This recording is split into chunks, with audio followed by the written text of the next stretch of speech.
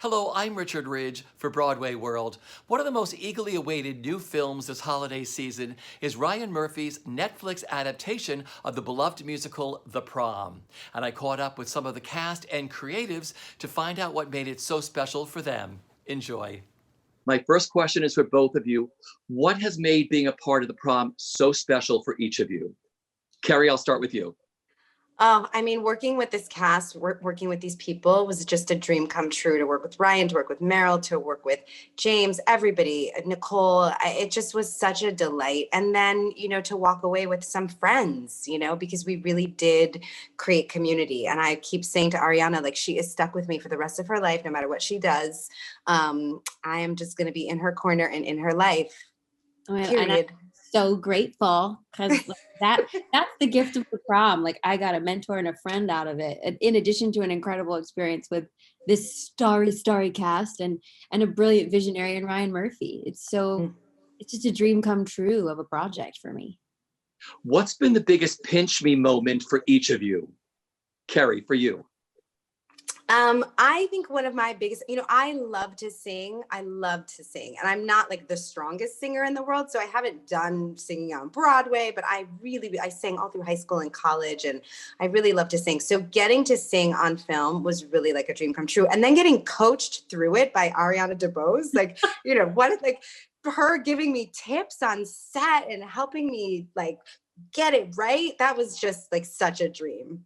That was cool. I mean, that was a pretty great moment. I can't believe Kerry Washington asked for advice. So I was honored to give it. I did get Miranda Priestley on my first day on set. She scared the living daylights out of me, but I bowed down and it was fine. So it worked out.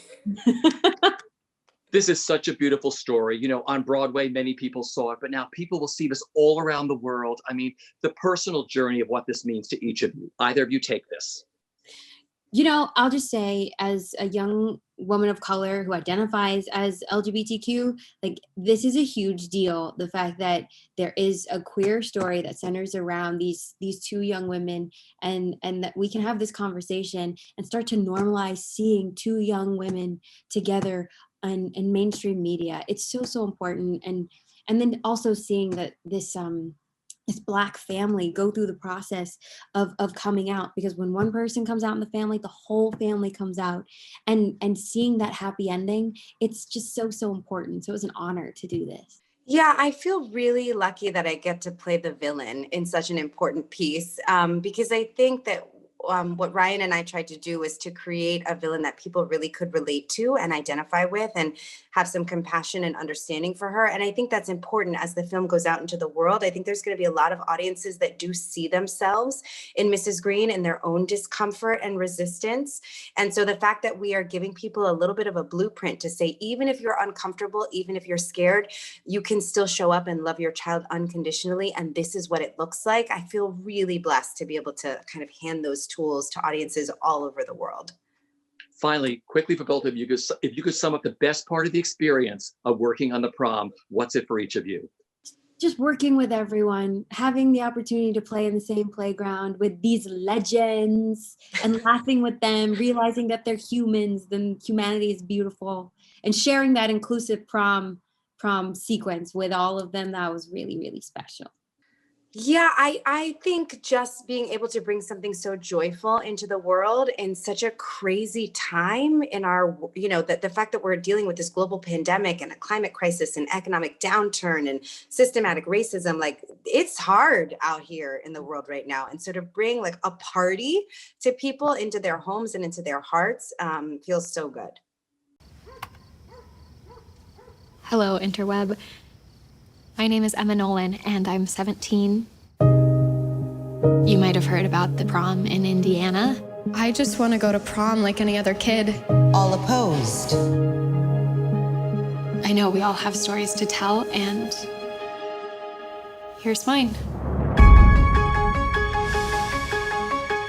Oh my gosh, check this out. It's all over Twitter. She wanted to take her girlfriend to the high school prom. And the PTA went apeshit and they canceled it. We have got to go down there Yes. and raise holy hell. We will be the biggest thing to happen in Indiana since whatever's happened in Indiana. We have come to this community on behalf of a young girl. I just wanna dance with you. I'm sorry, who are you people? We are from Broadway. I just wanna dance with you. We're not monsters. We're cultural disruptors. Your beliefs are not our beliefs. You don't know this town.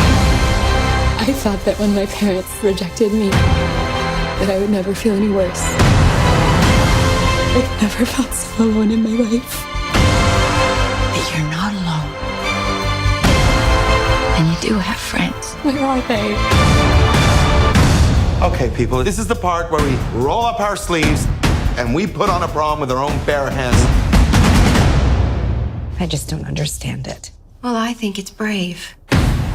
Let's get this party started! It's time to build a prom for everyone. Show them all it can be done if music plays and no one cares who you're unruly heart loves. Build it now. I'm gonna take a stand for all the people out there who love someone in a way the world just doesn't understand. Until that day comes, I say cue the drums and take to the floor. That's what the floor's for. It's time to dance.